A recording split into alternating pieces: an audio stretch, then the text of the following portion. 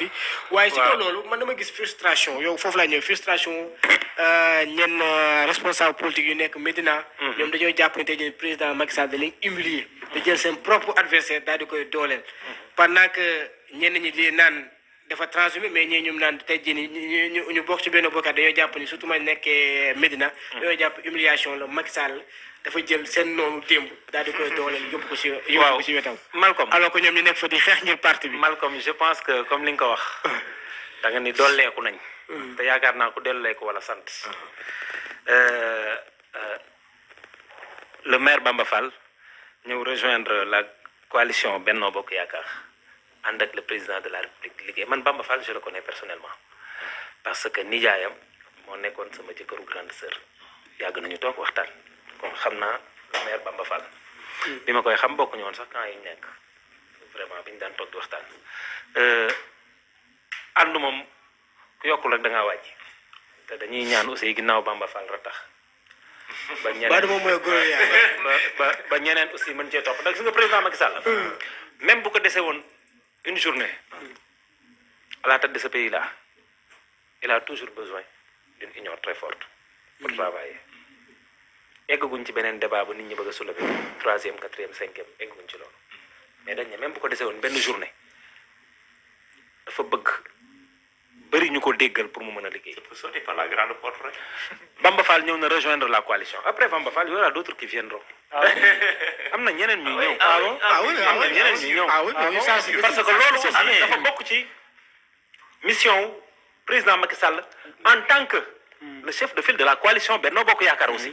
nañ ko xam non mais nañ ko xam président Macky Sall c'est le président de la République de tous les Sénégalais. mais kon mission président de la République dafa bokk ci mission président de la République dafa bokk ci de faire mission président Macky Sall dafa bokk ci mu defal transhumance képp koo xam ne opposant da yaa dafa daf ci bokk. dama ni mission Macky Sall en tant que tête de file de la coalition Benno Bokk Yaakaar dafa bokk ci li élargir coalition bi képp ku mu gis je parle de Macky Sall politique. Macky Sall tête de file de la coalition non Benno Bokk Yaakaar de la tête de file de la coalition Benno Bokk Yaakaar mission dafa bokk ci élargir coalition képp ku mu gisoon ngoo xam ne bokkul ci coalition bi bu mënee waxtaan yow nga ñëw dugg ci coalition bi bu ko mënee def da koy def comme ni ko waaye Yewwi Askan Wi defee combien de personnes Yewwi Askan Wi a décroché mais ñooñu ñëpp mais Yewwi Askan Wi c'est une coalition politique.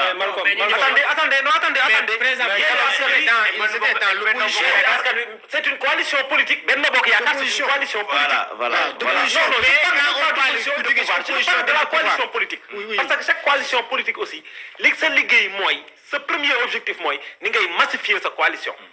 je parle même pas de pouvoir et d'opposition mais nañu indi réflexion bi ci coalition politique bi président Macky Sall tey muy Macky Sall tête de file de la coalition Benno Bokk Yaakaar mission am dafa bokk ci mu gën a yaatal coalition. Youssou Omar président Macky Sall 2019 organisé na fi dialogue politique. ci kaw taal bi accords yi. vous avez dit président Macky Sall d'accord. non xaaral ci biir accords yi. dañ ko ne ko président du parti.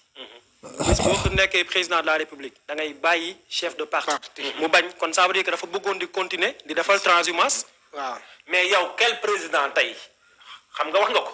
waxul waaw ba pare continuer di def leneen dafa bañ. carrément mënul nekk ka ko proposé woon bu toogoon tey à sa place. du ko def xam nga Sénégal aussi xam nañ ko. du tey la Sénégal c'est depuis Senghor. le Sénégal politique c'est bien avant Senghor certes mais tey ñun bu ñuy wax. est-ce que moom moo fa indi jafe-jafe yi aussi tamit parce que mënuñu distinguer le président. le président de la République il est le président de la République. élection bu amaatoon suba. Macky Sall bu élection amaatoon suba. day solat blason. tey bu fekkoon dafa def benn mandat Sénégal. ñu ne deuxième mandat lay wut day solat blason. bu élection jotee dañ naan ko non yow tu es président de la. am na deux mandats deuxième mandat ba pare. non dama ni la bu fekkoon am na benn mandat laa wax. élection parewul kan ci day tëggaat troisième mandat. loolu dañuy bàyyi ba moom mu prononcé wu ci parce que. doo ci wax discipline da ngay bañ ñu def la ni ñu def maître Moussa Diop directeur général dañuy bàyyi mu prononcé wu ci moom mii ndeyu mbili gi dañuy bàyyi mu prononcé wu ci loolu. mais pour te dire que comme sànq li nga wax ay nit frustré nañ ne carrément mais yow. Adama Faye en personne sax dégg naa ko. mënumaa ñëw tamit gis nga Malcom. yow mënoo nekk ci biir coalition Benno Bokk Yaakaar. monsieur Deme nekk ci biir coalition Benno Bokk Yaakaar mosoo dem nekk ci beneen coalition bu bokkul ak coalition benn bokk mën nañu leen tuddee opposition n'est-ce pas monsieur dem duma la ci gox bi nga dëkk man may njiit gi soxla massification nga ne ma monsieur dem mii aw ma sañ-sañu dem jëlee kon yow tu ne travailles pas pour l'intérêt du parti mais tu travailles pour ton propre intérêt. waaw mais le président Macky Sall bu fekkee dégguma ko nag.